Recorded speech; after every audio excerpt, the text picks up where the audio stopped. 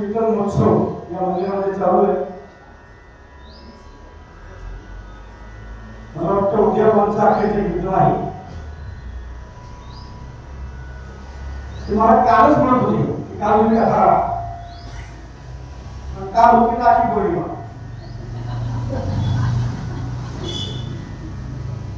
म्हणजे आली का म्हणजे तर आम्ही 6 भाऊ आणि एकच बहीण। त्यातला एक गोव्याला एक मुंबईला आणि एक तळेगाव। कुणीतरी एखादी जायला पाहिजे नाही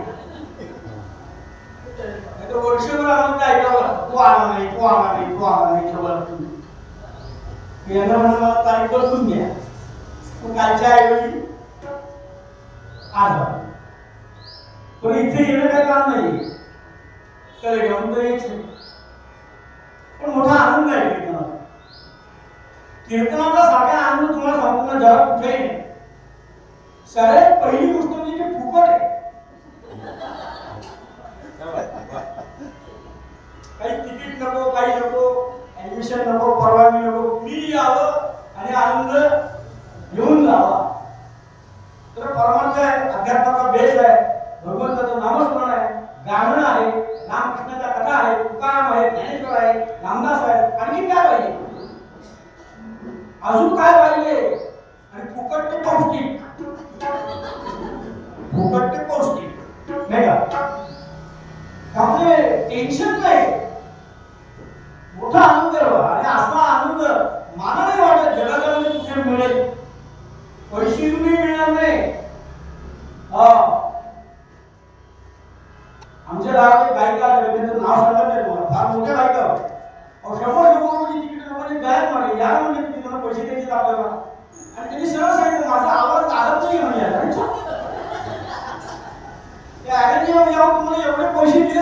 सांगा आवाज लागत याला काय अर्थ नाही. इथं ती भानगड नाही. आवाज लागत पाहिजे बोलता लागत नाही म्हणजे काय. जय जय रघुवीर.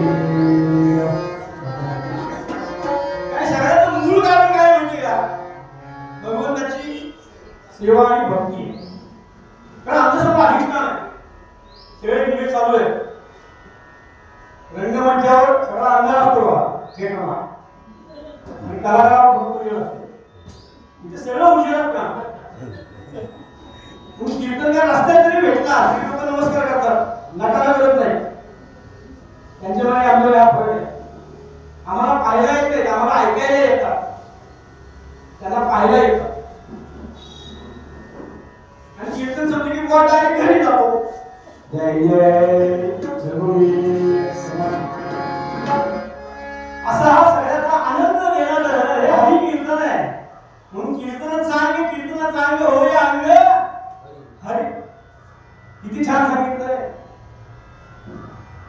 म्हणजे जन्माला आल्यानंतर माणसाने काय करायचंय तर भगवंताची भक्ती करायची, भगवंताची सेवा करायची. जन्माला आल्यापासून भगवंताची भक्ती आणि भगवंताची सेवा करण्याकरता त्याचे आई वडील लावले पाहिजे नाही का. तुम्ही कुठल्या देशात, कुठल्या राष्ट्रात, कुठल्या गावात जन्म घेणं कुठल्या आई वडिलांच्या कुठे हे आपल्या हातात, हे त्याच्या हातात आहे. भगवंतांनी दोन गोष्टी त्याच्या हातात ठेवलेल्या आहेत. कुठल्या, एक जन्म आणि दुसरा मृत्यू. आपल्या हातात फक्त ठेवलंय फेसबुक आणि व्हॉट्सअप. दिवसभर पाणी उलटते. जय जय रघुवीर. दोन गोष्टी भगवंताने त्याच्या हातात ठेवलेल्या आहेत, जन्म आणि मृत्यू. कुठं जन्माला घालायचं हे आपल्या हातात नाही. तुमच्या कामाप्रमाणे गती मिळते आपल्या जीवात. जशी कर्म कराल ना तशी गती आहे माणसाला. जशी कर्म करा तशी गती आहे. म्हणून नेहमी सांगितलं जातं चांगलं करा, चांगलं वागा, चांगलं बोला, देवाचं नाव घ्या म्हणतात की नाही. असं कर्माप्रमाणे गती आहे. आंबा त्या झाडाला आंबाच येईल ना, तर चिक्कू येईल आंब्याच्या झाडाला.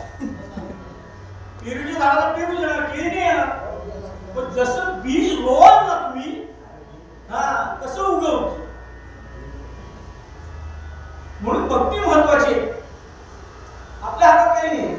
चांगले आई वडील मिळणं आणि मिळाले की त्यांनी आपल्याला चांगले संस्कार करणं आणि ते संस्कार आम्ही टिकवणं हे आपलं काम आहे. तर गाडी ट्रॅकवर राहते अन्यथा नाही. सध्या आपण वाचतो मोबाईलला, व्हॉट्सअपला, पेपरला, टीव्हीला काय चाललंय मार्केट बाहेर. किती वाईट अवस्था आहे सध्या, किती वाईट अवस्था आहे. जगाकडे एकंदरीत सगळं बघितलं ना तर भयान अवस्था आहे, भयान. पण इथे आलं ते आनंद आहे. इथे आलं ते आनंद आहे. मला आठवतं आम्ही पाच भाऊ बहीण लहान असताना भाड्याच्या घरात राहायचो. आमचे वडील कीर्तनाला जायचे आणि आमची आई आम्हाला घेऊन बसायची देवाजवळ. म्हणा शिवंकरती म्हणा, प्रसाद म्हणा, नारदवाच्या म्हणा, भीमरूपी म्हणा. आता ते चित्र दिसतच नाही बुवा. संध्याकाळी ते दोघं टीव्ही समोर बसलेले असतात. ते पूर्व त्याच्या शेजारी बसलेले, ते ढोकळे खातात, समोसे खातात, काय ढोकळे खातो. दिवा लावायचं कोणी तुझ्या बापानं जाणार हा काय लावला. आणि वडील कामावर शिवंकरती म्हणतात का असं वडील विचारलं. त्या मुलांनी उलटा प्रश्न विचारला, बाबा तुम्ही म्हटलं का. काय उत्तर आहे बाबांकडे, शून्य. म्हणून आई वडील असावे लागतात बायकांना. म्हणजे जसे चांगले संस्कार आपल्याला होतील त्याप्रमाणे आमचे वडील कीर्तन करायचे. पण त्यावेळेस मोबाईल नव्हता, आमच्या घरात रेडिओ नव्हता. त्यांची कीर्तन रेडिओला लावायची की आम्ही शेजारच्या घराजवळ ऐकतो. इतकी वाईट परिस्थिती. पण ते संस्कार त्यांनी आम्हाला केले. आमचे वडील म्हणजे बाबा तू एक काम कर, एक तर गाणं तरी शिक, नाही तर कथा तरी कर. म्हणजे कथा करतो जे तुम्ही केलं तेच मी करतो. कारण याच्यामध्ये आनंद आहे. हे भक्ती आहे. भगवंताचं नाव आहे एंटरटेनमेंट, ओनली भक्ती, बाकी काही नाही. म्हणून आजचे जे पद्य करतात ना ते आपल्याला सहज लिहून जातात की प्रभूशी सतत स्मरावे, म्हणूया हरीशी सतत भजावे, म्हणूया प्रभूशी सतत स्मरावे. सातत्यानं भगवंताची सेवा करा, बाकी आपल्याबरोबर काही मिळत नाही. प्रभाते म्हणी राम चिंतित जावा पुढे वैकली राम आधी वाढावा. किती छान सांगितलं तुम्हाला. सकाळी उठल्यानंतर भूमातेला नमस्कार करा, देवाला नमस्कार करा, काहीतरी म्हणा आणि मग बायको सांगा चहा झालाय का म्हणून.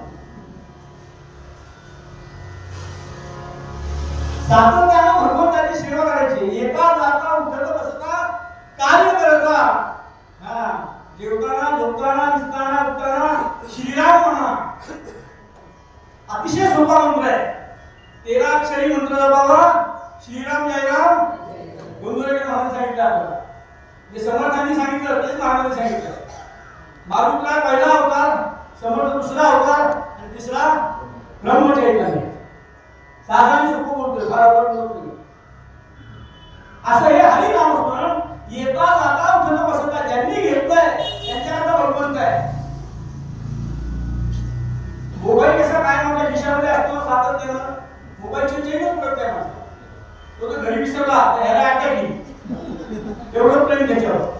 तेवढं प्रेम नामस्मरणावर करा. मला हे सांगायचं तो काय बरोबर असतो. आपल्या मोबाईल काय बरोबर असतो. माझा पण इथेच आहे.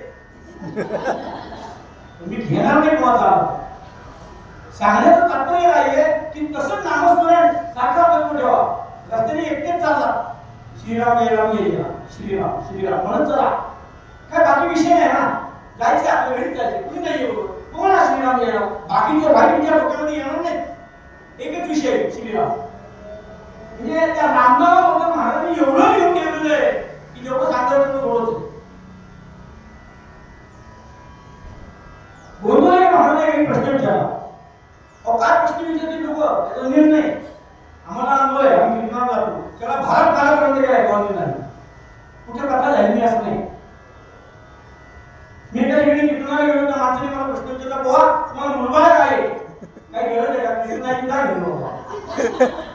पण त्याच्याकडे याची व्यवस्था होती.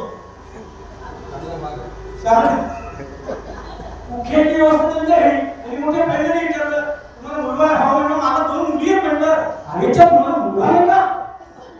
मला मुलगा नाही याचं दुःख. काय प्रश्न विचारतील त्याचा नेम सांगता येत नाही. आम्ही नवरा बायको आनंद द्यावं. मुली हुशार आहेत आमच्या. कुणाचं काय कुणाचं काय. गोंधळेकर महाराजांनी काही प्रश्न विचारला की महाराज म्हणले तुम्ही सगळ्या जगाला रामनामाला लावलंय. लक्षात घ्या. तुम्ही म्हणले सगळ्या जगाला रामनामाला लावलंय. तुम्ही कधी रामनाम घेतला म्हणजे काय प्रश्न महाराजांना विचारला. महाराज त्याच्या पुढचे होते. समर्थांचा पुढचा रामनामाशी विषयच नाही. एका रामनामावर अख्खं जग जिंकलं महाराजांनी. किती अवघड गोष्ट आहे. नुसत्या रामनामावर जग जिंकणं सोपी गोष्ट नाहीये. काय कळलं असेल काय केलं असेल जाऊन आम्ही बोललेला म्हणून सांगतो तुम्हाला. राम नाम ज्याचे मुखी तो नरहत्या तिन्ही रुपये असं म्हणतोय. महाराजांना प्रश्न विचारला तुम्ही सगळ्या जगाला रामनामाला लावलंय म्हणजे तुम्ही कधी रामनाम घेतला. महाराजांनी इतकं सुंदर उत्तर दिलं. महाराज म्हणले माझ्या शरीराला कुठेही कान लाव तुला रामच ऐकू येईल. महाराज काय म्हणाले माझ्या शरीराला कुठेही कान लाव तुला रामच ऐकू येईल. अशी अवस्था आपली कधी होईल. ह्या जन्मात होईल. अनेक जन्म द्यावे लागतील. अनेक जन्म द्यावे लागतील. इतकी सोपी गोष्ट नाहीये. कुठेही कान लावा रामच ऐकू येईल. काय उत्तर आहे महाराजांचं. एक शारीरिक टीप गोंधळेला गेली तुम्हाला सांगतो. आणि 50 पोरं होती. रात्री ते गेले मुलांना घेऊन शिक्षक आणि सांगितलं की ही मुलं भुकेली आहे त्यांना जेवायचंय. त्या कमिटीने सांगितलं आता भोजन कक्ष बंद झालेला आहे. यांना उद्या सकाळी आम्ही म्हणजे लवकर नाश्ता देऊ. मुलाला सांगितलं 1 वाजता रात्रीचा बुवा. ती पोरं तशीच झोपली आणि कमिटीने सकाळी 8:30 वाजता सांगितलं शिक्षकांना चला तुमच्या मुलांना घेऊन जेवायला या नाश्त्याला या. शिक्षक बोलवायला आले तर 50च्या 50 पोरांनी उत्तर दिलं गुरुजी आम्हाला भूक नाही म्हणले. एवढे काय झालं तुम्ही जेवला नाही रात्री. नाही म्हणजे काय म्हातारा बाबा आला रात्री तुम्ही प्रत्येकाला कानाची चटणी आणि ज्वारीची भाकरी दिली आणि दुधाचा ग्लास प्रत्येकाला. आमचं पोट भरलेलं आहे म्हणजे आम्हाला नाही आता आम्ही डायरेक्ट जेवण करू. कोण बाबा आले रात्री कुणी दिले यांना चटणी भाकरी खायला. आम्ही काय कुणाचे खातो तो राम आम्हाला देतो. तो राम आम्हाला देतो. रामनामाशिवाय तरुणोपाय नाही आणि रामनामाशिवाय पर्याय नाही माणसाला हल्लीच्या जगात. आणि लोक विचारतात बुवा देव आहे का देव नाही का. जीव द्या म्हणजे देव आहे का देव नाही का असे प्रश्न विचारतात. हे काय अंधश्रद्धा आहे म्हणजे अंधश्रद्धा. बसा ना तुम्ही तुम्ही बसा करून दाखव बोलून दाखव.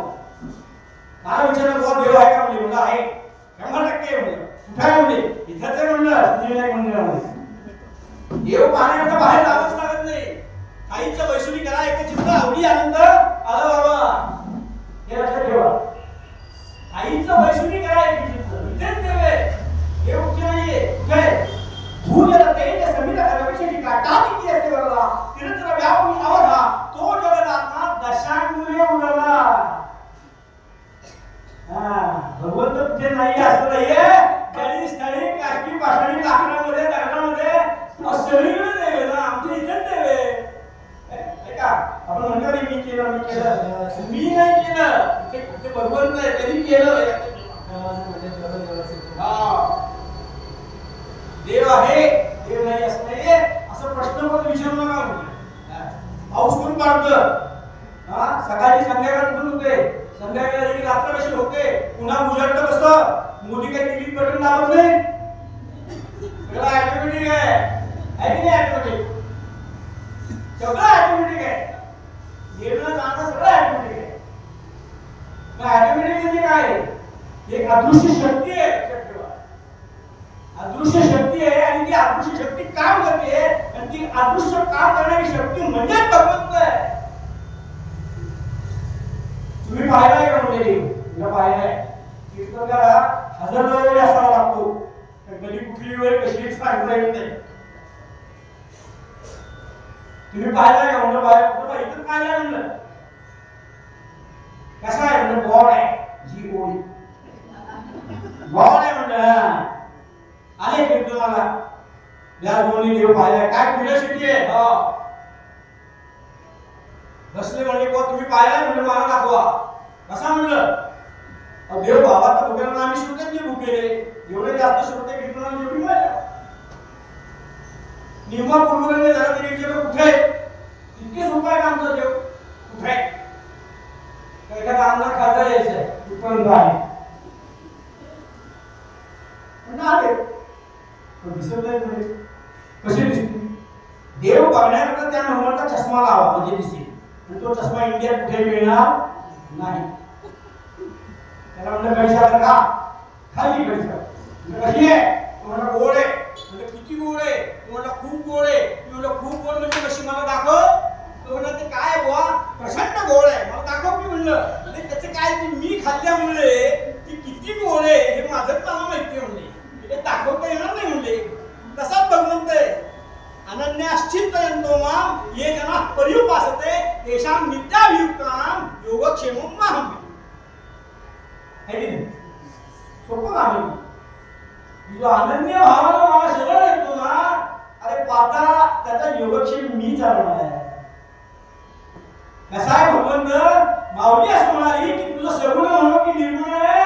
सगुण निर्गुण एकू गोविंदू रे. तुझं स्थूल म्हणून की सूक्ष्म रे स्थूल सूक्ष्म एकू गोविंदू रे. तुझं दृश्य म्हणून की अदृश्य रे दृश्य अदृश्य एकू गोविंदू रे. तुझं सगुण म्हणून की निर्गुण रे. देव पाहावया गेलो आणि देवाची होऊन ठेलो ही भूमिका ज्यावेळेस होते ना तेव्हा भगवंत दिसतो. तेव्हा भगवंत इतकं सोपं नाहीये. हे सगळं करण्याकरता भक्ती महत्वाची आहे. संध्याकाळी बसा नाही 15 मिनिटं 10 मिनिटं बैठक पाहिजे. लोकांना बैठकच नाही हो बैठकच नाही लोकांना. अर्धा तास एका मांडीवर बसून बसा. मांडी हलवायची नाही ना आम्हाला सवय. आता खुर्च्या असल्याशिवाय लोक येतच नाहीत कथेला. आधी विचारतात की तुला खुर्च्या आहेत का तर आम्ही येतो. सगळ्यांनाच गुडघ्याचा त्रास. म्हणजे मला कुणाला नावं ठेवायची नाहीत. कालमानाप्रमाणे काळ बदललेला आहे. पूर्वी 4-4 तास मान्य आम्ही कीर्तन ऐकले म्हणून आम्ही आता 2 तास उभं राहू शकतो. सांगण्याचं तात्पर्य असं आहे की माणसाची बैठक पाहिजे. पूजेला काय खुर्ची घेऊन बसतो का आपण. 4-4 तास पूजा करायची पूर्वीचे लोक बाहेर यायची नाही देव वळत ना. पूजा चालू असताना चहा लागला की आमच्या वडील अशी काही वगैरे मस्त हात करायची, मग आईला करायची याला चहा पाहिजे, उठायची नाही पूजे म्हणून. मला हे सांगायचं की भक्ती हा विषय महत्वाचा आहे. म्हणून भगवंताची भक्ती करा आणि भगवंताला हृदयात साठवा, त्याचं नाव घ्या. भक्ती केल्याशिवाय काय होत नाही. म्हणून प्रभूशी सततच म्हणाले, सातत्यानं भगवंताचं ज्यानं नाम घेतलेलं आहे आणि भगवंत त्याच्याकरता सोपं आहे. मग सातत्यानं भगवंताचं नाम घ्यायचं. आम्हाला वेळ काय एवढं सातत्य म्हणजे व्यासभाव तुमचं काय जातंय म्हणजे 2 तास कथा कराल, पाकिट घेऊन घरी जाल. नामस्मरणाला आम्हाला लावा म्हणले तुम्ही. हो, पण तुम्ही सांगितलं ना प्रभूशी सततच म्हणावे. हे मी सांगितलेलं नाहीये, प्रत्येकाने सांगितलेलं आहे. कारण काय माहितीये का, कुठलीही गोष्ट आत्मसात करायची म्हणलं ना की त्याला सातत्याची गरज आहे. कथा करायची ना, अभ्यास कर, पाठांतर कर. आमची गुरुजी नेहमी सांगायची, कीर्तनातला पहिला गुरु कोण असेल तर पाठांतर हा गुरु आहे म्हणजे. पाठांतर नसेल तो उभं राहू नको म्हणले महाराज म्हणायचे. हा, त्याप्रमाणे सांगण्याचं तात्पर्य आहे की सातत्य पाहिजे. कीर्तन करा, अभ्यास केला पाहिजे. अभ्यास होती प्रकटावे काहीतरी ठाकूनही असावे. समज म्हणाले गोष्टी शिकायची, सारखं सरकार गोष्टी पाहिजे. छान पेटी वाजवते कोणती तबला शिकायचा, सारखं तिरकीट तिरकीट वाजवलं पाहिजे. काय रियाज करतात लोक, 12-12 तास रियाज करतात. मोबाईलला पाहतो मी. आमची सातत्य आहे ना, ते सातत्य असल्याशिवाय कुठली गोष्ट आत्मसात होईल का? व्यावहारिक जीवनात तर सांगतो तुम्हाला. आपल्याकडे मराठीत म्हण आहे, गाता गाळा शिमता माळा आणि लिहिता हातोळा. इथे सातत्य आहे. थोडस व्यावहारिक बोलतो मी. गाता गाळा, हा, वो 6 वाजता कथा आहे, ठीक आहे. 4 वाजता नाही बसायचं दुपारी रियाजाला. ते 6 वाजता कीर्तन रियाज करतो, 4 वाजता असा आवाज आला नसतो. हा, सातत्यानं सकाळ दुपार संध्याकाळ आवाज आला पाहिजे. एक अर्धा तास रोज रियाज केला पाहिजे. मालिकांना इतक्या रियाज करायचं तुम्हाला सांगतो. एका पाहुणे आले आणि घरात बसायला जागाच नव्हती. बाईकला रोज रियाज. त्यांनी बाथरूम मध्ये गेल्या, तिथं फोटो टाकलं आणि तिथं अर्धा तास रियाज केला बुवा. आणि मग ते बाहेर आला लागला. याला म्हणतात प्रेम, समिता बोलतात. याला म्हणतात भक्ती, याला म्हणतात या. म्हणून गाता गाळा त्याला रियाज पाहिजे. शिमता माळा, शेतकऱ्यांनी धान्य लावलं शेतामध्ये आणि एसीयू मध्ये येऊन झोपला, धान्याच्या पोटी येणार नाही. त्याच्याकरता शेताला सातत्यानं लावावं लागेल. म्हणून शिमता माळा आणि लिहिता हातोळा. हातावर ते सुंदर अक्षर मोठ्यासारखे येण्याकरता सारखं लहान मुलांकडनं ते गिरवून घ्यावं लागतं. म्हणून ते अक्षर चांगलं दिसतो. आता लिहिण्याचा प्रश्नच नाही. Tick tick tick tick tick मोबाईलवर केलं, धाडला पोहा लागली. पोहा म्हणजे आहे ना लक्षात, येस तिकडनं आपण बांधला. यावं लागत तुम्ही. आता आमच्या वाटण्याला पूर्वी पत्र येईल. हरिभक्त मराठी ज्ञान पासवर्ड नमस्कार विनंती विशेष. त्या माणसाने काय लिहिलंय वाचता जायचं नाही बुवा. ते आमची वडील म्हणजे बाळ वगैरे काय लिहिलं म्हणलं, तुम्हाला येत नाही वाचतं, मला काय ना म्हणलं. मी हुशार, मी ते पत्र बघायचं ना, रामनवमी दिसते का, नवरात्र दिसते का, दत्त जयंती दिसते का, एवढंच बघायचं मी. या गावावर ह्या उत्सवाचं पत्र आलंय, मला काय करायचं. शिमता माळा, गीता हातोळा. सांगण्याचं तात्पर्य काय, गाणं म्हणा, शेती करा, अक्षरा कुठलीही गोष्ट करत असताना तिथे सातत्याची गरज आहे. प्रभूशी सततच म्हणावे. सातत्याने भगवंताला स्मरण हे आपलं आद्य कर्तव्य आहे. तो भगवंताचं स्मरण सातत्याने करायचं. किती वेळ करायचं? येता जाता उठता बसता ठीक आहे, नाही का? पूर्वीचे लोक 4-4 तास पूजा करायचे, ठीक आहे, वेळ होता त्यांना. आता आम्हाला 8-9 लोक कुठून ऑफिसला जायचंय, 4 तास जमेल पूजा करायला नाही जमणार. पण ज्ञानेश्वरांनी गोळी दिली. माऊली असं म्हणाले, तरी गायसे करी, तरी गायसे करी, जया आता पहा मालारी मोठे विजय हे काळा.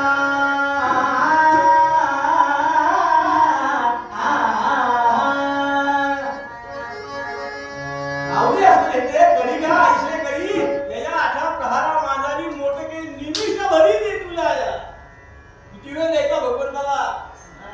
4 तास नाही, 2 तास नाही, 1 तास नाही, वेळच नाही म्हणजे बुवा कली ह्या आमच्या धकाधकीच्या जीवनामध्ये. कारण मी पुण्याला गेलो 4 तास लागले पुण्याहून तळेगावला यायला लागलो. इतकं ट्रॅफिक काय सांगायचं तुम्हाला. रडून बिला आलो. अर्ध्या पाऊण तासाचा रस्ता कारने गेलो. काय 4 तास लागले मला. आजही येताना मला भीती वाटत होती तशीच परिस्थिती असेल तर तिथंच 8 वाजायचे म्हणून. देवाला काय सांगण्याचं तात्पर्य असं किती वेळ द्यायचा भगवंताला. हा सुंदर आमच्या मामाने उभी दिलेली आहे की तरी का ऐसे करी यया आठा प्रहारा माझारी मोठके निमिषा भरी. 24 तास त्याचे 3 प्रहर करा. 8 तासाचा एक प्रहर. 8 तास ऑफिसात गेले, 8 तास झोपेत गेले, 8 तास प्रपंचात गेले. माझं म्हणण्यामध्ये हे माझं आहे, ते माझं आहे, ते माझं आहे, ते माझं आहे. तुझं दे बाबा. 8 तास समजे ना. प्रपंचात गेले, ऑफिसात गेले, झोपेत गेले. 8 ते 24 आपला दिवस देवाला दिला वेळ नाही. माऊली असं म्हणाले तरी का ऐसे करी यया आठा प्रहारा माझारी मोठके निमिषा भरी. निमिष हा शब्द माऊलींनी खूप छान वापरलाय. निमिष कशाला म्हणतात तर पापडी उघडायला आणि बंद व्हायला जेवढा वेळ लागतो fraction of second that's called निमिष. बघा पापडी उघडायला बंद व्हायला जेवढा वेळ लागतो ना त्याला निमिष असं म्हणतात. आता जे झोपूनच बसतात डोळे तिथून त्यांच्याबद्दल बोलायची सोय. पण एक निमिष भगवंताला द्या. तिथे जीवाशिवाचं तादात्म्य साधलं जातं ना. अरे तिथे भगवंत आपला आहे. एक निमिष भगवंताला द्या. देवाची एक वारी उभा क्षण भरी तेने मुक्तीचारी साधी येल्या हरिपाठामध्ये माऊली लिहून जाते. इथे गेले एवढंच का तुम्ही तर खूप करता. कीर्तन ही एक भक्ती आहे. श्रवण ही एक भक्ती आहे. नाम ही एक भक्ती आहे. आज तुम्ही तुमच्या 24 तासातले 2 तास इथे देता. It's not a joke. बसल्या चिंतन करा. 24 तासातले 7 दिवस तुम्ही रोज 2 तास येऊन बसता. ही केवढी मोठी भक्ती आहे भगवंताची. कीर्तन ऐकणं ही खूप कठीण गोष्ट आहे. कीर्तन ऐकणं ही खूप कठीण गोष्ट आहे. हो काही लोक म्हणतात कीर्तन काय ऐकायचं आहे 2 तास बस मांडी घालून. मांडी घालून 2 तास बस. बाकी तुला नाही बाजूला. इतकं सोपं नाहीये. इतकं सोपं नाहीये. रामरक्षा म्हणून दाखव म्हणतो मग बाकीच्या दाखवा करायचं नाही. नुसतं सांगायचं लोक हे करायचं ते काय नाही. सांगण्याचं तात्पर्य काय आहे एक क्षण देवाला द्या. तो देवाला पुरुष आहे. पण जीवाशिवाचं चालत नाही. पूजेला बसण्याचे मोबाईल ठेवायचा. रामनवमी गेली तर काय करायचं. नवरात्र गेली तर काय करायचं. मोबाईल ठेवून लक्ष पूजेत नाही मोबाईल उपयोग नाही त्याचा. कॉलबेल वाजली ना की पूजेत लक्ष लागत नाही. कोण असेल म्हणून कुणी का असे ना आम्ही जपाला बसतो. जपाला श्रीराम जयराम जय जयराम. व्यास म्हणाले की सकाळी उठल्यानंतर एक रामनामाची माळ ओढा. प्रकृती चांगली राहील, कल्याण होईल, रामनाम घ्यावं म्हणून सकाळी उठल्यानंतर श्रीराम जयराम जय जयराम म्हणायला बसतो. आणि तेवढ्यात कॉलबेल वाजते. मालेचं लक्ष उठतं कोण आलं असेल म्हणून कुणी काय येईना. आणि समजा आलं त्यांना सांगा 10 मिनिटं बसा माझा जप झाला की मी येतो. आपण असं करतो का ती तशीच माळ तू आला. माळेपेक्षा तो माणूस महत्वाचा आहे हे लक्षात घ्या. मला काय म्हणायचं लक्षात घ्या की आमच्या पूजेपेक्षा माळेपेक्षा आलेला माणूस त्याची एंटरटेनमेंट कशा तो कसं आवडतं. तो आलाय की तो वेळ काढूनच चालेल हे लक्षात घ्या. मग त्याला बायको सांगते 10 मिनिटं बसा त्याची माळ तुमच्या झाली किती येते. पण आमचं लक्ष ठेवा इथे चित्त लागेल ठेवा. चित्त लागेल चित्त धरून देऊ नका. भगवंताशी एकरूपता साधा आणि भक्ती करा. छान भक्ती करा. छान आहे का 2 कान दिलेले भगवंताने कुठलीही काटकसर तुम्हाला घडवताना केलेली नाही. तुम्हाला घडवताना कुठलीही काटकसर केलेली नाही भगवंताने. 2 कान दिले भरपूर ऐका. 2 डोळे दिले भरपूर बघून घ्या. रूप पाहता लोचनी सुख झाले हो साजणी घ्या आनंद म्हटलं. 2 दिले 2 हात दिले 2 पाय काय पाहिजे अजून. भगवंताने काटकसर केलेलीच नाही. हे सगळं वैभव भगवंताने आम्हाला दिलेलं आहे तरी कशाला म्हणते कीर्तनाला जायचं. परमार्थ काय असो काय परमार्थ त्याच्यामध्ये परमार्थ भरलेला आहे. त्याला परमार्थ म्हणायचं काही नाही. जे काय रंजले गांजले काशी म्हणे तो आपले तो ती साधू ओळखावा देव तेथेची जाणावा इथे ना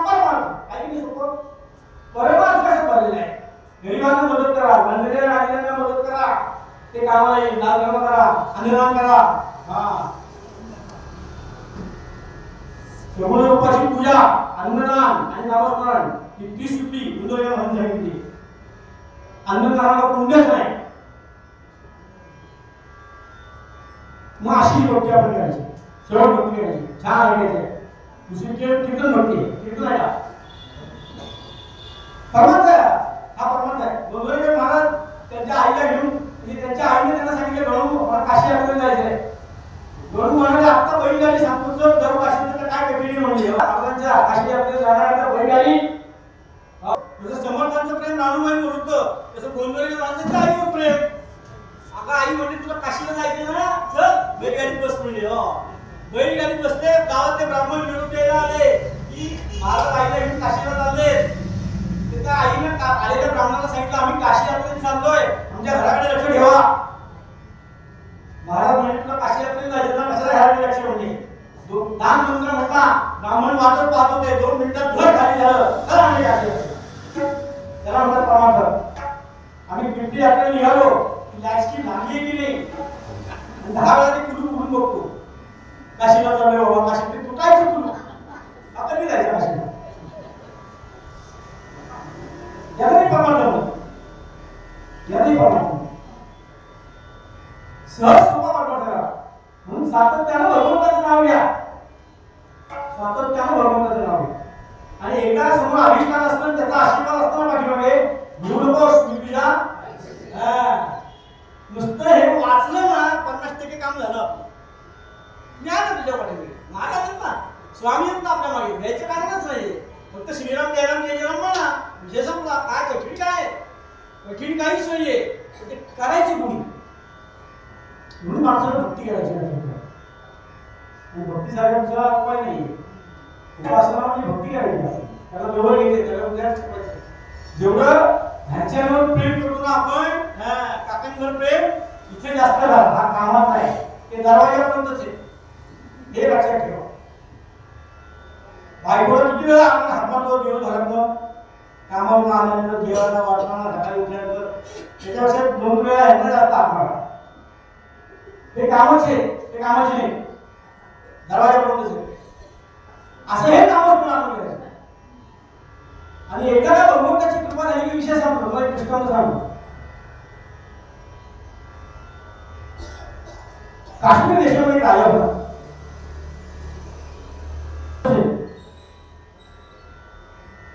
आणि त्याचा एक प्रधानजी होता. ते जवळजवळ आहे प्रधानजी आणि राजा. दोघंही श्रीमंत होत,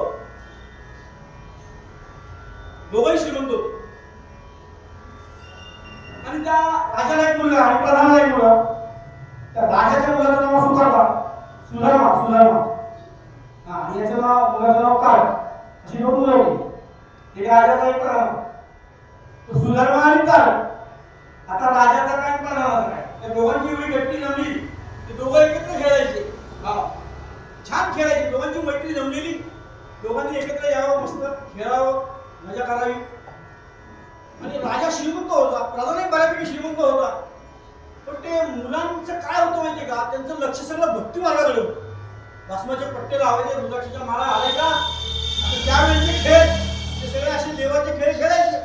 राजाने विचार केला, हा आपला मुलगा, हा पुढे राजा व्हायचा, आता म्हणजे भक्तीच्या मागे लागलाय, रुद्राक्षाच्या माळा घालून खेळतो म्हणजे काय भविष्य. म्हणून त्या राजाला ते आवडत नव्हतं. मग राजाने त्याला सोन्याचे दागिने केले, छान छान कपडे केले. प्रधानाने तसंच केलं. ते यांना सोन्याची हाऊस, कपड्याची हाऊस त्या दोघं पोरांना.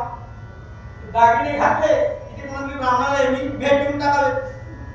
राजा वगैरे बरे काय कपडे घातले की साधे कपडे मिळून आणायचे. हे प्रधानातून राजाचं होते. राजाला वाईट पडलं तर हिचं भविष्य काय. ते म्हणतात ना काही मुलाचे पाय पाण्यात दिसतात. आमची वडील म्हणजे तू गाय होशील.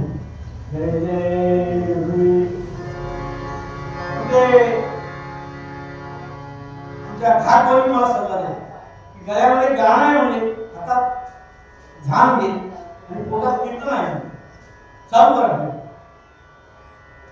शहाण्याचं तात्पर्य असं की सोनं नाणं कपडा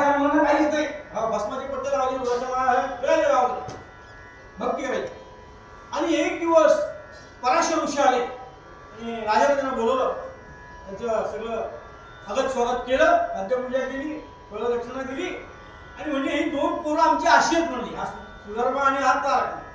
काय म्हणले एवढं सगळं वैभव आहे आणि यांना त्याचं काही सूत्र नाही म्हणजे त्यांचं भविष्य काय. पराशर ऋषी म्हणले तुम्ही बसा, मी तुम्हाला सांगतो तुमचं भविष्य काय. त्याचं असं आहे म्हणजे एक नंदी नावाचं गाव आहे, नंदी, आणि त्या गावामध्ये एक गणिका आहे बघा, नीट आहे. भक्तीने कसा भगवंत वश होतो त्याचं उदाहरण आहे. त्या नंदी गावामध्ये एक गणिका राहायची. ती गणिका श्रीमंत होती, पवित्र होती, ती देवाची पूजा करायची.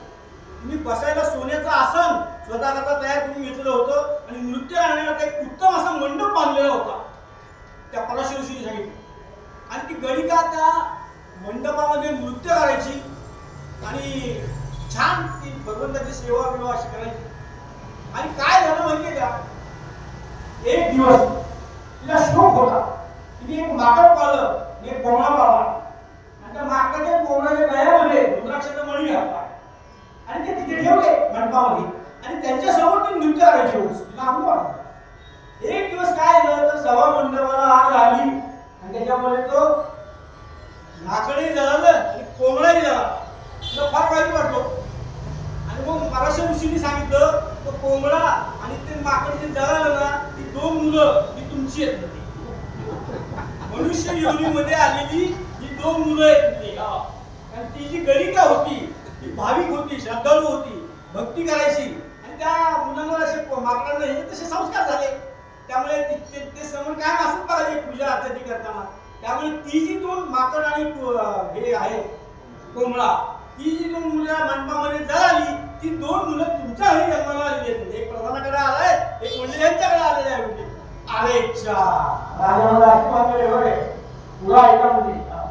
आणि काय झालं की गणिकेची ती पवित्र पूजा, तिची भक्ती, तिचा तो नाच, हे सगळं बघून आमचे कैलासनाथ महादेवराव खुश झाले आणि त्यांना असं वाटलं की या गणिकेची परीक्षा बघावी लागेल. आणि कैलासनाथ आणि म्हणजे काय महादेव, महादेव सबदेवांना बाबा ज्याला म्हटलं जातं, ते कैलासनाथ हिची परीक्षा बघण्याकरता त्या ठिकाणी आले. आणि परीक्षा बघण्याकरता आले. ते कसे आले, ते व्यापाराच्या वेशामध्ये शेळकी म्हणून आले. ब्राह्मण शेळकी म्हणून आले, पण ब्राह्मणाच्या वेशामध्ये आल्या आणि त्या गणिकेला सांगितलं की मला तुझं नाच पाहायचा आहे, मला नृत्य पाहायचं आहे. ती म्हणली जरूर. आणि त्या श्रीमंताकडचं ते शेळकी ब्राह्मणामध्ये बघितलं की फिरा झाली त्यांच्यावर आणि शंकरांच्या गळ्यामध्ये असा मणी होता रुद्राक्षाचा आणि तो तिनं बघितला आणि शेळकी खुश झाल्यानंतर व्यापाराच्या विषयी आलेले होते आणि गणिकेचं प्रेम त्या शेळकीवर जमलं. त्या शेळकी कोण होते, शंकर होते. त्याच्यावर तुमचं प्रेम जमलं आणि तिने सांगितलं मी तुम्हाला नृत्य करून दाखवीन. तुम्ही मला आवडली झाला. आता भगवंतच होते साक्षात, आवडते नाही तर काय. तेव्हा माझी एक इच्छा आहे, काय पाहिजे म्हणले. ती म्हणजे तुमच्या काळात रुद्राक्ष आहे ना, तो मला द्या. ते म्हणजे मी रुद्राक्ष तुम्हाला देईन, पण माझ्या अटी मान्य करायला लागतील. ती म्हणजे काय अटी आहे तुमच्या. त्या शेठीने सांगितलं की पती धर्माप्रमाणे 3 दिवस तुम्हाला सांभाळायचं. पती धर्माप्रमाणे 3 दिवस तुम्हाला सांभाळायचं. जशी पतीची सेवा करतात स्त्रिया, तशी माझी सेवा करायची.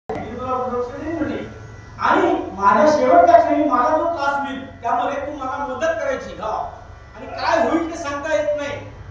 ती अवस्था शेवटी फार कठीण असते माणसाची. ती म्हणजे ते पण मान्य आहे, मला तुम्ही आवडलेले आहात आणि तुम्ही मला रुद्राक्ष द्या म्हणली. तरी तिला रुद्राक्ष दिला कुणी, शंकरांनी, म्हणजे व्यापाऱ्यांनी द्या. आणि तिला रुद्राक्ष दिला तो तिने गळ्यामध्ये घातला आणि ती पुन्हा नृत्य करायला लागली. आणि नृत्य करताना झालं काय माहितीये का, त्या माणसाला आग लागली. त्याच्यामुळे तो रुद्राक्ष आणि ती 2 मुलं कोंबडा आणि माकड सगळ्यांचाच नाश झाला. तो रुद्राक्ष दिसेन असाच झाला. आता काय करावं, ते म्हणले आता रुद्राक्ष हरवलेला आहे, म्हणजे रुद्राक्ष दिसत नाही. त्यामुळे आता वाईट घडणार आहे. आणि म्हणून त्यांनी चिता पेटवली शंकरांनी आणि तिची परीक्षा पाहायला तयार केली. चिता पेटवली, त्या चितेमध्ये शंकरांनी उडी घेतली. म्हणजे त्या व्यापाऱ्यानं शंकरांनी सांगितलं होतं तिने पती धर्माप्रमाणे त्यांची 3 दिवस सेवा केलेली होती आणि शंकर शेवटच्या क्षणी मला काय त्रास होईल. चिता पेटवली, त्या स्वतः उडी घेतली त्या व्यापाऱ्यानं. आता ही जाग हिला लक्षामध्ये आली आपली शेवटची इच्छा होती माझी सेवा करायची शेवटपर्यंत. हिनी शंकरांनी उडी घेतल्यानंतर त्या व्यापाऱ्यांनी हिनी पण त्या चितेत उडी घेतली आणि दोघांनी उडी घातल्यानंतर शंकराच्या लक्षामध्ये आलं की ही आपल्या भक्तीला परिपूर्ण प्रसन्न झालेली आहे. म्हणून शंकरांनी चिता विजवली, झटकन दोघं बाहेर आले आणि बाहेर आल्यानंतर मूळ स्वरूपामध्ये शंकरांनी त्या ठिकाणी त्या गणी केला, दर्शन दिलं आणि तिला सांगितलं वरून द्रोही काय पाहिजे तुला मागून घे. आणि तिला सांगितलं की मला काही लोक मूळ स्वरूपात तुम्ही मला दर्शन दिलेलं आहे, आता माझी एकच इच्छा आहे, मला तुमच्याबरोबर कैलासामध्ये या. आणि शंकरांचं माहिती आहे तुम्हाला एक प्रसन्न होत नाही आणि झाले तर भरपूर येतात, लक्षात घ्या. त्याप्रमाणे त्या गणिकेला शंकर प्रसन्न झाले, त्याला कैलासात नेलं आणि तिच्या सगळ्या इच्छा पूर्ण केल्या. त्याचे कारण काय होतं? भक्ती होती. नुसत्या गप्पा नाही मारायच्या, करायच्या आपण. मग अशी भक्ती ज्याने केलेली आहे भगवंताची, अरे भगवंत त्याच्याकडे सोपा आहे ना. म्हणून प्रभूशी सतत स्मरावे, सातत्यानं भगवंताच्या मागे आपण लागायचं आहे. आपल्या मागे नाही लागतो, आपण त्याच्या मागे लागायचं.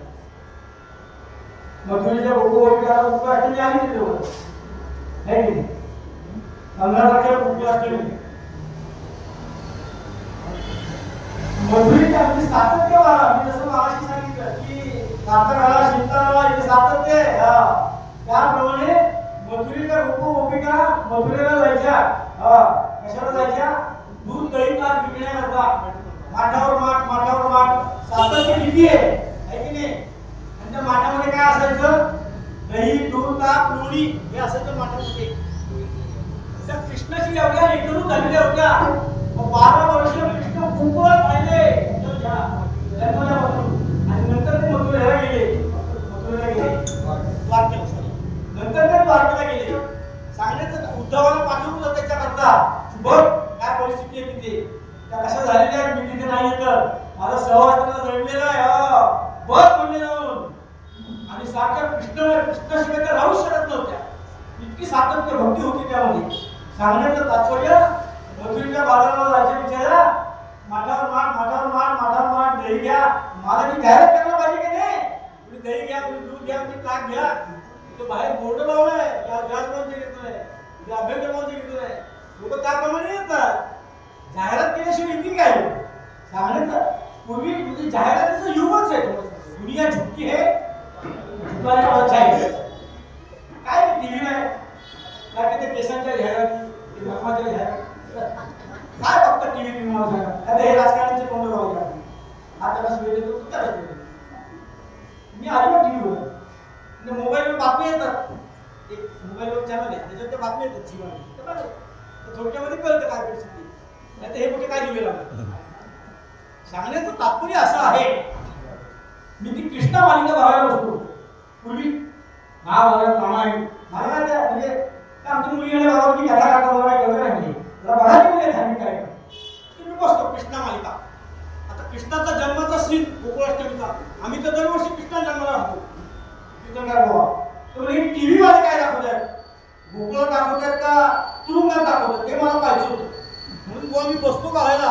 आता कृष्ण जन्माला येणार तुरुंगात, देवकीला 9 मास पूर्ण झाले. आता जन्माला येणार तेवढ्याच झाला Colgate Colgate Colgate Colgate Ramakrishna जन्म राहिला बाजूला कोलगेटच मध्ये आलं.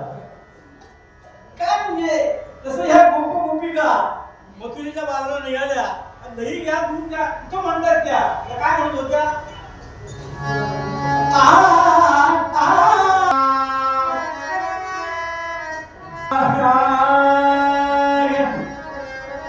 गोविंदुगा कुणी गोपालुगा कुणी गोविंदुगा कुणी गोपालुगा कुणी गोविंदुगा कुणी गोपालुगा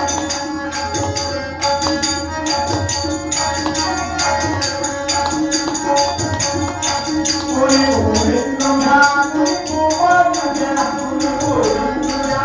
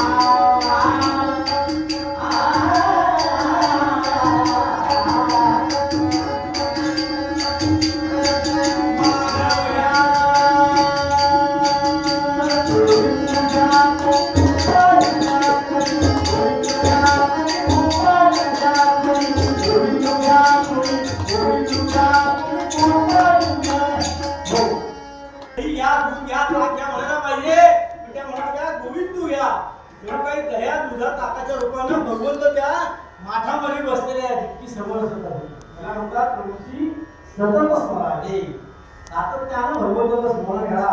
किती जोड्या सांगू आपल्याला, रामाला हाक मारावी, मारुतीनं झटकन द्यावी. कारण रामामध्ये काय होते मारुती, कृष्णाला हाक मारावी आणि अर्जुनाला लगेच होऊ द्यावी.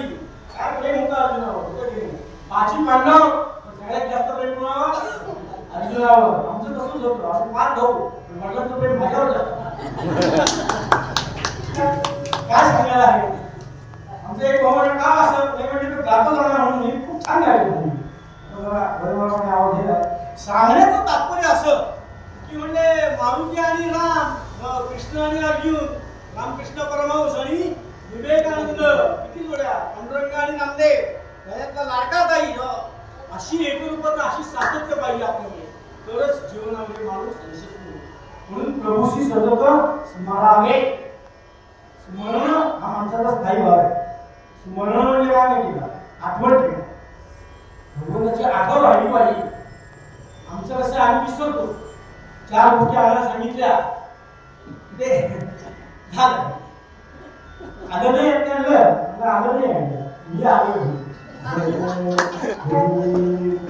परत जायचं आणल्या. ते 10 गोष्टी आणायला सांगितले की एखादी गोष्ट विसरते. विसरणं हा माणसाचा स्थायी भाव आहे. व्यावहारिक जीवनात विसरला तर काहीतरी म्हणजे मार्ग सापडू शकतो, पण आध्यात्मिक जीवनात जर विसरला तर केवढ्यात पडेल गणे. नाही म्हणजे ते भगवंताचं नाव घ्यायचं विसरून गेलो आणि ते तुमचं नाव घ्यायचं विसरले म्हणजे. पण असं कधी होत नाही. ते तुमची काय याद करतात, तुम्ही त्यांना विसराल पण ते तुम्हाला विसरणार नाही का. त्यांनी ज्याला पाठवले त्याला नेणारच 100%. बसल्या बसल्या चिंतन करा, माणसाला मृत्यू नसता तर काय परिस्थिती झाली असती. मृत्यूच नसता काय सगळीकडे घाणच ना. तुमचे पंजोबा जिवंत, तुमच्या वडील जिवंत, तुमच्या आजोबा जिवंत, तुम्ही जिवंत, तुमची मुलं जिवंत, सगळीकडे घाण. म्हणजे निसर्गाचा बॅलन्स राखण्याकरता भगवंत किती हुशार आहे. त्यांनी जेवढे पाठवले तेवढेच अधूनमधून तो नेत असतो. त्याला तुमची आठवण आहे, तो तुम्हाला विसरणार नाही कधी. आम्ही विसरू त्याला, हे लक्षात घ्या. म्हणजे व्यावहारिक जीवनात विसरला तर चालेल, पण आध्यात्मिक जीवनात विसरून चालणार. माझ्या इकडे रहमतपूरला कीर्तन होतो बुवा, आणि माझी पोस्टिंग सातारला होती जॉबला. आता रहमतपूर सातारा 1 तासाचा रस्ता. म्हणजे हावडे येऊन जावं म्हणून सकाळीच बॅग भरली आणि धोतर गांडीवर वाळत टाकलं. म्हणजे ते सुके ते संध्याकाळी टाकू बॅग आणि जाऊ. डोक्यात विचार, पूर्वरंग काय, आख्यान काय, पूर्वरंग काय, आख्यान काय, साथी नको. ते ऑफिस मधून आलो की सगळी बॅग उचलली मी इष्टिष्ट आहे. रहमतपूरला गेलो ते 10 वाजता ते म्हणजे चला उभे राहा. 9:30 वाजता करा पॉलिसी काय वगैरे काढून काय होतच नाही बॅग. आता काय बोर्डवर कथा करता ते ट्रस्टी म्हणजे काय प्रॉब्लेम काय आहे म्हणलं. तर यांना सांगितल्याशिवाय काय कोण आहे. त्यांना म्हणलं माझी धोतर म्हणलं साताराला विसरलेलं आहे, तुम्ही काय काळजी करता म्हणे. समोर लॉन्ड्री होती, कुणाचं होतं कोणाच ठाऊक. स्टार्च केलेलं धोतर तरी मला 2 मिनिटात राहून जातं. मी स्टार्च केलेले कपडे वापरत नाही, फार कडक असतात. ते कसं चापून चुकून ते बसवलं आणि त्यांनी माझ्या कानात सांगितलं, बुवा जाताना हे इथेच ठेवा, विसरलं म्हणले. त्यामुळे व्यावहारिक जीवनात काही सापडू शकतं, अध्यात्मात नो एक्सक्यूज. म्हणून भक्ती माणसाने करायला लागतात. म्हणून पूर्वपद्यामध्ये आम्ही जेवढं सांगावं भक्तीचे सांगितलं तर 8 दिवस भक्ती हा विषय तो आपल्याला संपत नाही. कुठल्याही पूर्वरंगाला एखादा विषय घेतला तो 8 दिवस न संपणार आहे. भक्ती हा विषय एवढा मोठा आहे, माझीच किंमत तुम्हाला 7 दिवस ठेवलं.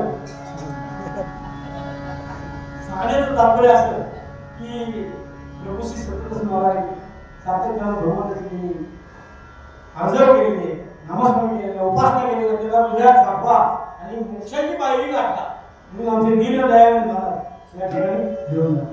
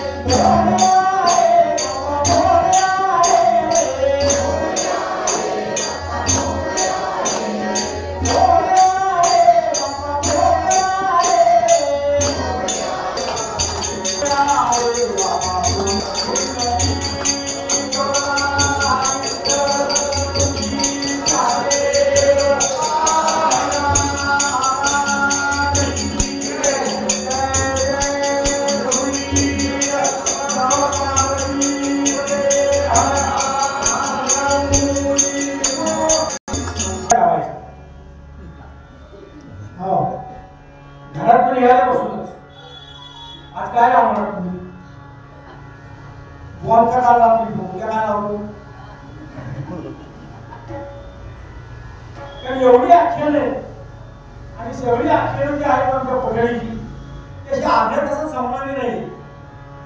2-2, 3-3 दिवसांनी मोठी मोठी आख्यान आमच्या करायला पगडीची.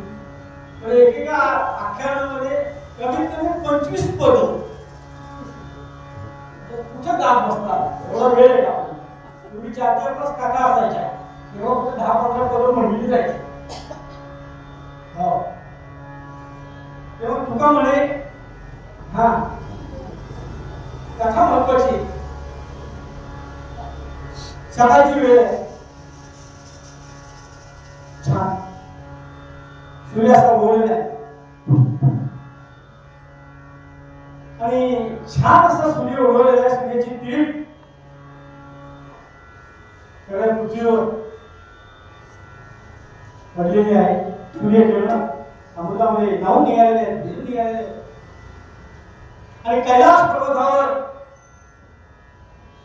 शंकर महादेव तपश्चर्याला बसले आहेत आणि शंकरांची तपश्चर्या चालू झाली. ओम नमः शिवाय, ओम नमः शिवाय, ओम नमः शिवाय, ओम नमः शिवाय. शंकरांचे सगळे गण शून्य गिरणी समोर बसलेले. शंकरांकरता बिल्वपत्र वेचते कोण? पार्वती देवी. आणि सगळे बघतात शंकरांकडे. एकदा महाराज म्हणजे नेत्र कटाक्ष उघडा, आम्हाला पाहू द्या, आम्हाला दर्शन घेऊ द्या, आम्हाला काहीतरी मार्गदर्शन करा. असे सगळे भक्त शंकरांच्या समोर उभे आहेत. होता होता शंकर महादेव स्वतःच्या वेळेला ध्यानात बाहेर आलेले कवीच्या वर्णन केलेलं आहे. जय शंकरा गंगाधरा जय शंकरा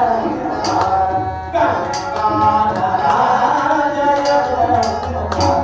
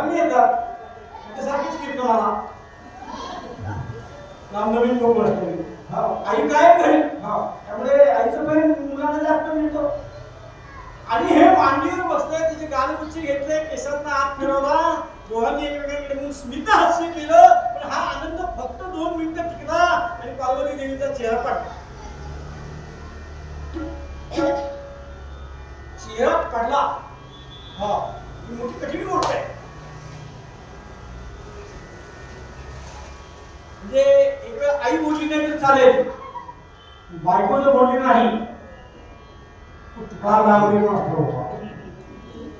फार मोठं चिंतेचं वातावरण त्या ठिकाणी निर्माण होतं. त्यामुळे फार सांभाळून असावं. मोबाईलवर छेड ठेवा त्याची काय सांगेल तुम्हाला. 2 मिनिटात चेहरा पडला पार्वती देवीचा आणि गणेशानं झटकन मागे येऊन बघितलं. आई बोलत का नाहीये? आता माझे गाल उच्च घेतले, माझ्या केसात हात फिरवला आणि आई बोलत का नाहीये म्हणून उठले आणि मागे गेली. आईचे डोळे झाकले. गंमत करायला आता ती आई बोलत की नाही. अहो आईच ती. तिला नक्की माहितीये कोण लाडका आणि कोण लोडका आहे. कारण बेसनाचे लाडू केले ना की मागून घेणारा कोण आणि आई बाहेर गेल्यावर डब्यातून चुरून खाणारा कोण हे आईला नक्की माहिती आहे. मला फार आवडतात बेसनाचे लाडू. आमच्याकडे काय लावा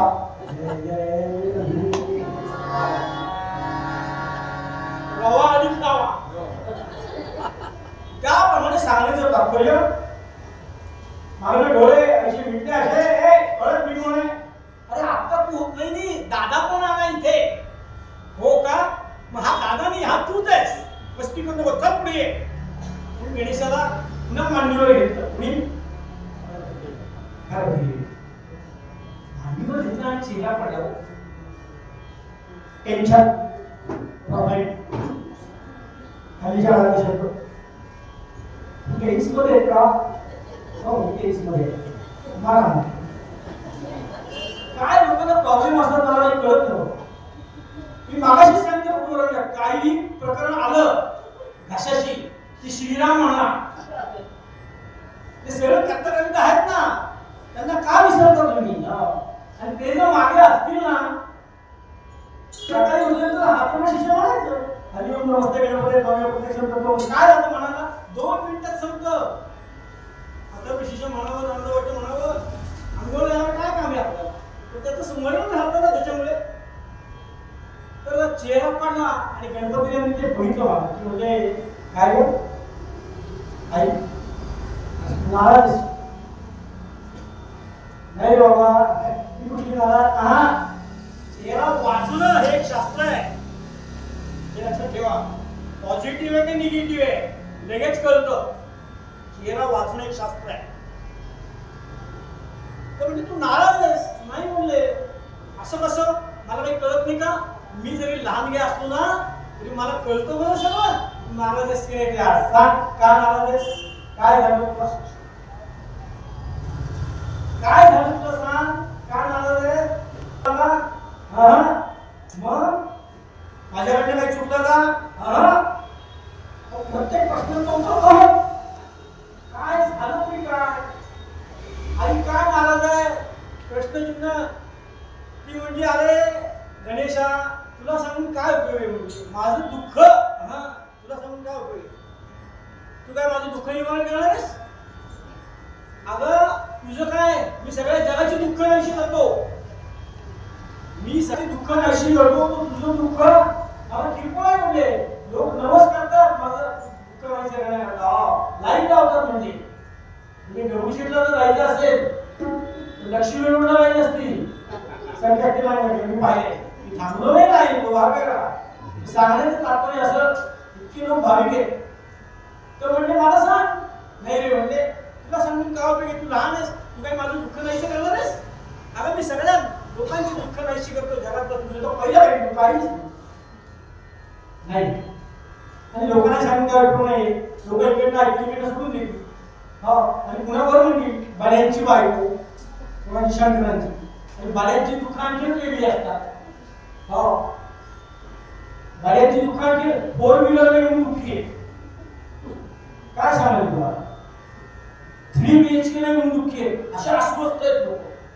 बुवा म्हणजे 2 BHK राहून त्याच्यात नाही 3 BHK पाहिजे. काय कोणाच्या स्टँडर्ड प्रमाणे प्रत्येकाची सुख दुःखाची व्याख्या वेगळी. तर म्हणजे बाड्यांची दुःख वेगळी असतात. लोकांना सांगितलं ते म्हणजे यांची बायको यांच्यात असतं दुःख. अरे अच्छा हे बघ तुला एक सांगतो माझ्याकडे वेळ नाहीये मला 8ला संपवायचे. परत मला बोलवायचं नाही हे नाव. त्याप्रमाणे मला चटकन सांग काय दुःख आहे ते. अरे काय सांगायचं म्हणजे तुला तुला माहितीये का? तुला 2 आई आहेत. ते म्हणजे मला हे काय माहिती मला 2 आई आहेत काही मला तर माहिती नाही.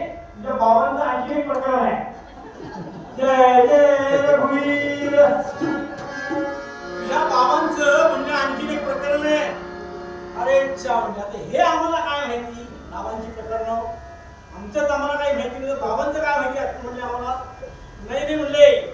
बाबांचं प्रकरण म्हणजे असं आहे की ती बाबांची जी दुसरी पत्नी आहे तिला तिने डोक्यावर बसवलेलं आहे आणि तिचा गंगा मैया असं आहे. आईच्या ती गंगा मैया म्हणले तिथं खूपच चांगली आहे हे त्यांच्या पुढचे. गंगा मैया तर कार्तिक दादावर आणि माझ्यावर केवढं प्रेम करते म्हणजे खूप चांगली. हा तुम्हाला तीच गोड वाटतात त्याने पण असं झालं की काय आई बाबांचं लग्न माझ्याशी झालं. बरं आता आम्हाला काय माहिती आम्ही बोलतो का तुमच्या नाही बाबांचं लग्न माझ्याशी झालं आणि म्हटले बाबांचं प्रेम माझ्यापेक्षा तिच्यावर जास्त. तिला ठेवली डोक्यावर मला ठेवली खाली. अच्छा हे दुःख आहे काय म्हटलं. बरं असं तर म्हणलं तुझं दुःख मला आता कळलेलं आहे. तुझं म्हणणं काय नाही म्हणजे तिची डोक्यावर बसते ना तिला खाली उतरव असं आहे का. बरं आता तुला मी माझी वचन दिलेलं आहे तुम्ही सांगितलं जगाची दुःख नाहीशी होतो तुझं म्हणा नाही.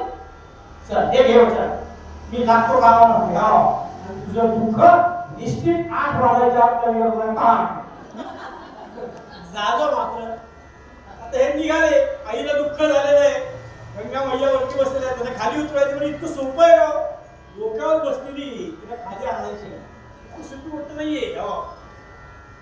आणि त्याप्रमाणे झालं मात्र गणपतीनं प्लॅन तयार केलाय आणि कुठलीही गोष्ट साध्य करायची असेल तर त्याला पहिल्यांदा प्लॅन तयार करावा. कथा करायची म्हटलं तरी घरी 2 तास चिंतन करावं लागत की आज पूर्ण काय बांधायचा आख्यान काय बांधायचं नाही का.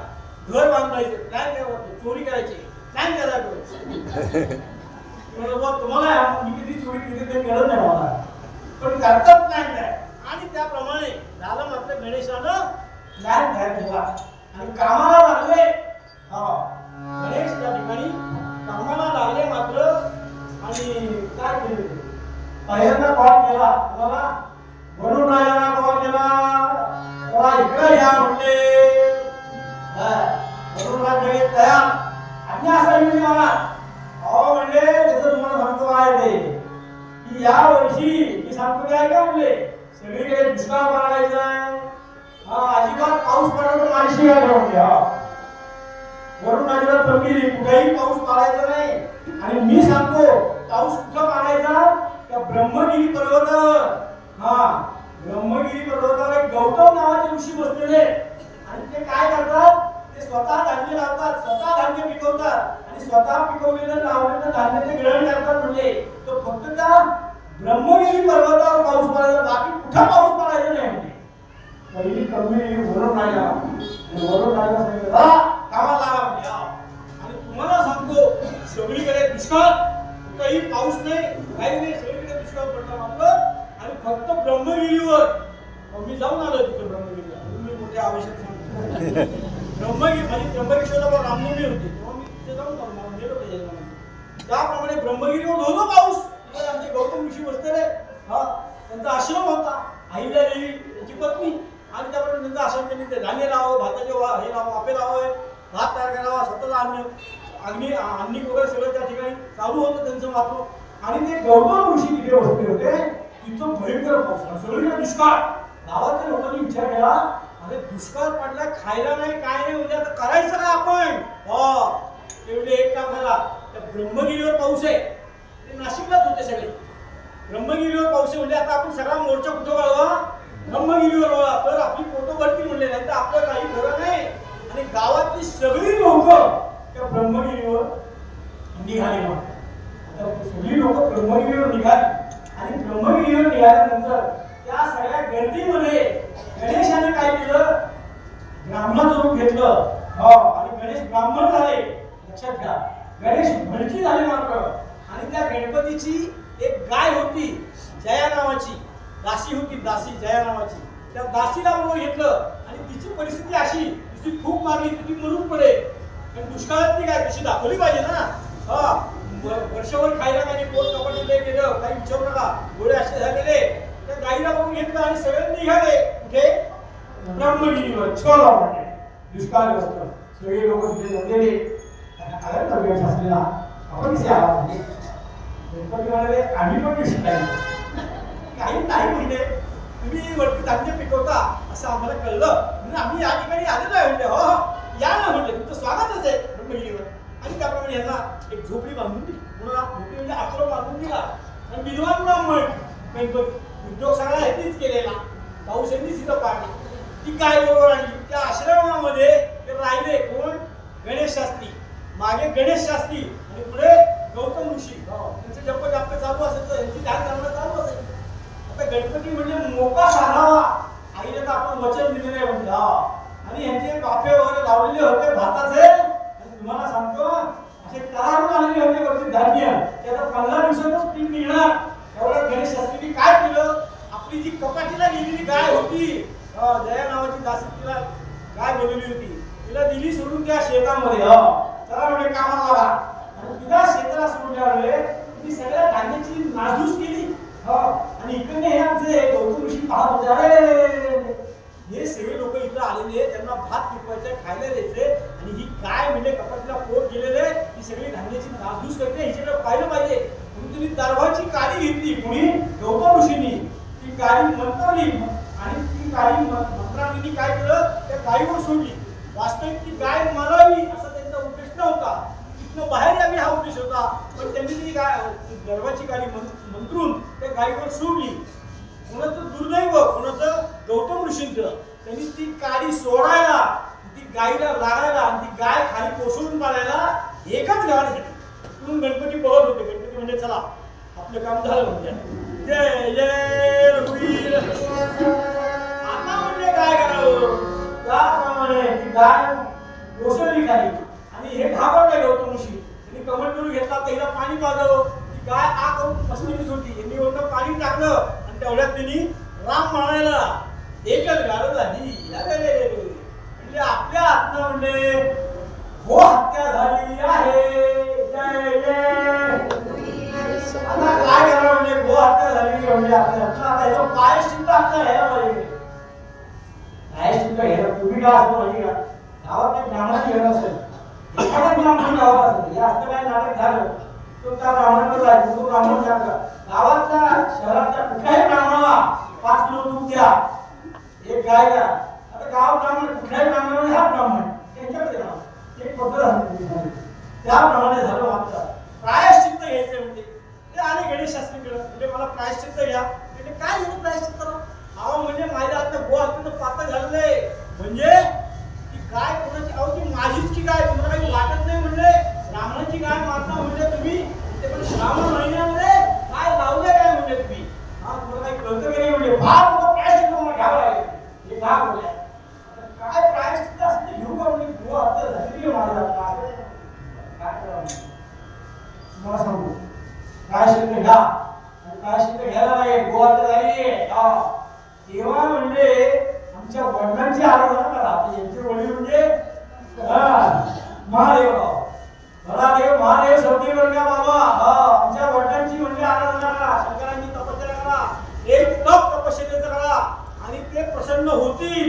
एकदा ते प्रसन्न झाले मग मी तुम्हाला सांगतो पुढचं काय करावं. जय जय रघुवीर. आणि ह्यांची तपश्चर्या असतील काय करतो म्हणजे आता तपश्चर्या केल्याशिवाय पर्याय नाही म्हणजे आपल्याला. ओम नमः शिवाय, ओम नमः शिवाय, ओम नमः शिवाय, ओम नमः शिवाय, नमः शिवाय. तपश्चर्या सुरू झाली आपल्या गौतम ऋषींची. आणि तपश्चर्या सुरू झाल्यानंतर तुम्ही मला सांगा परमार्थाची अडचण आली नाही ना? परमार्थ म्हणजे की अडचणी 100%. त्यांची तपश्चर्या सुरू झाली आणि त्या गंगा मैयाला कळलं हे आपल्याला खाली उतरण्याकरता तिथे तपश्चर्याला बसलेले. त्या गंगा मैयाने काय केलं मात्र तिची दासी, गंगा मैयाची गंगेची दासी, तिचं नाव जटिका असं होतं. आणि त्या जटिकेला आईने घेऊन पाठवलं गौतम ऋषींच्या पत्नीचं. आणि तिथं जा आणि त्यांच्या तपश्चर्या भंग कर. हे भक्तच म्हणजे शंकर कसं प्रसन्न होत असते. काय लोक असतात. आणि त्याप्रमाणे ही जटिका गंगेची दासी अहिल्याचं रूप घेतलं म्हणजे गौतम ऋषींच्या पत्नीचं. आणि तिथे गेली मात्र गौतम ऋषींची तपश्चर्या झाली होती. जे गावा ऐकत का ती आल्यानंतर सगळं वातावरण जे पवित्र होतं ते दूषित होऊन गेलं 2 मिनिटांमध्ये. आणि लगेच त्यांच्या लक्षामध्ये आलं काय काही प्रॉब्लेम आहे, अडचण येते काय, वातावरण दूषित झालं म्हणजे काय होईल. तेवढे ती जेणेकरून आवाज होता म्हणजे कोण अवधी तुमच्या अंजली का लाडकी किती दिवस झाले तुम्ही इथे तपश्चर्या होता, तुम्ही इथे तपश्चर्या करता, मला घरी चैन पडत नाही म्हणजे तुम्ही कधी येणार घरी. असं म्हटल्यानंतर आमचे गौतम ऋषी कोण असतो, माझी अहिल्या इथे कधी येणार नाही आणि जर आली तर ती असं कधीही बोलणार नाही, हे लक्षात ठेव.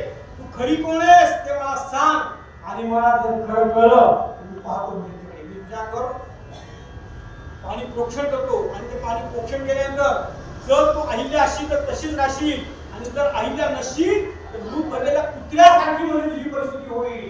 लक्षात ठेव. बोल बोल तू कोण आहे, खरं सांग मला आता. शिवले वापरा गौतम ऋषी म्हणजे थांबा, माझ्यावर पाणी प्रोक्षण करू नका. आता म्हणजे काय त्यांनी मूळ स्वरूपामध्ये ती जटिका तिथे आली, ती घाबरली, ती म्हणजे मी तुमची माफी मागते पण माझा असं करू नका परिस्थिती. ते म्हणजे बोल बोल बोल कोण आहेस तू. तेव्हा तिने सांगितलं की म्हणजे मला गंगेरी पाठवलं आहे, मी गंगेची दासी आहे. जटिका मूळ स्वरूपामध्ये आली आणि तिने मला तुमची तपस्या सांगितलेले होते. आता अशी परिस्थिती आहे त्यामुळे तुम्हाला शरणागती लक्षात ठेव. तू मला शरण आली आहेस म्हणून मी तुला वाचवतो, नाही तर तुझी अवस्था भयंकर कठीण केली आणि या ठिकाणी कधी असेल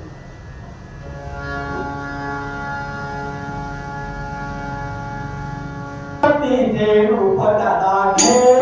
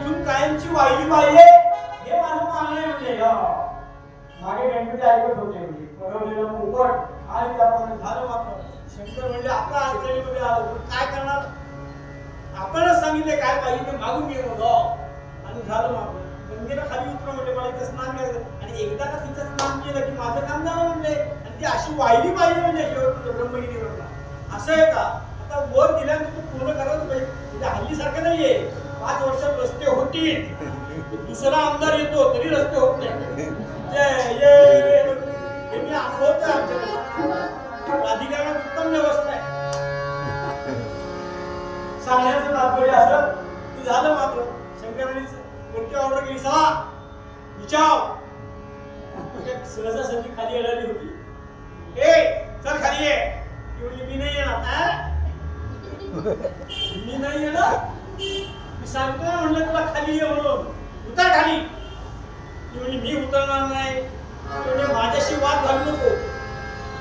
जास्त बॉय हे लक्षात ठेव. माझ्याशी वाद घालू नको. चल माझ्याबरोबर खाली ये. 2च मिनिट राहिले. गेले खाली. काय करावं त्या गंगेला काही कळे ना. म्हणजे शंकर होते ती काही खाली येणार उतरे ना. हाताला पेटली होती डोक्याला खाली येत म्हणजे कोण आपलं असं कोण सोडणार आहे तुम्ही मला सांगा. त्याप्रमाणे झालं होतं. शंकरांनी बघितलं ती काही खाली उतरायला लागले. सगळ्या जटा रिकाम्या केल्या आणि त्या ब्रह्मगिरीवर खडकावर त्या जटा अशा आपटल्या. त्याचे व्रण अजूनही तिथे एक छाती टोकडे का सांगतोय तुम्ही बघून आलाय. तुम्ही बघून आला आणि ते व्रण अजूनही तिथे आहेत. शंकरांनी तिथे जटा आपटल्या. आणि जटा आपटल्यानंतर मात्र गंगा खाली आली मात्र. आणि खाली आली तर आली ती भूमिगत झाली. भूमिगत झाली तर शंकरांनी सांगितलं चल ताबडतोब पडली आहे. चल ताबडतोब पडली आहे. भूमिगत झाल्या आणि त्याच्यामध्ये कोणी स्नान केलं. गौतम ऋषीने स्नान केलं. काही रहा तुझा केला शंकर. काही रहा तुझा केला शंकर. काही रहा तुझा केला शंकर. काही रहा शंकर. भवती काल भवती काल काही रहा तुझा केला शंकर. काही रहा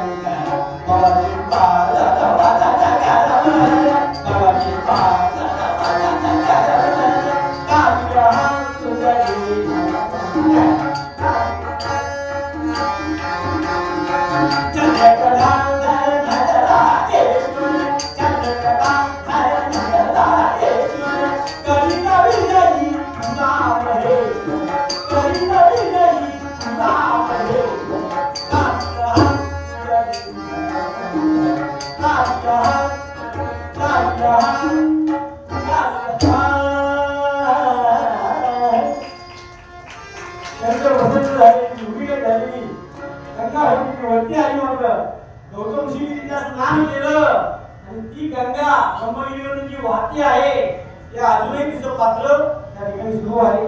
आणि मोठा आनंद आहे. आपण भाग्यवान गंगा आपल्या भारतामध्ये आहे. नर्मदा भारतामध्ये आहे. ती एक शंकराची तपस्या केली. शंकराची भक्ती केली. लवकरात लवकर प्रसन्न होणारी देवता आहे.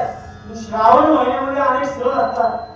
बायका व्रत वैकल्य भरपूर करतात. आपल्या मनोकामना भगवंत त्या ठिकाणी पूर्ण नाण्यावर बसलेले. त्यामुळे जन्माला आल्यापासून नुसता श्रावणाने अधिक पाळू नका. सगळे महिने पाळा. आणि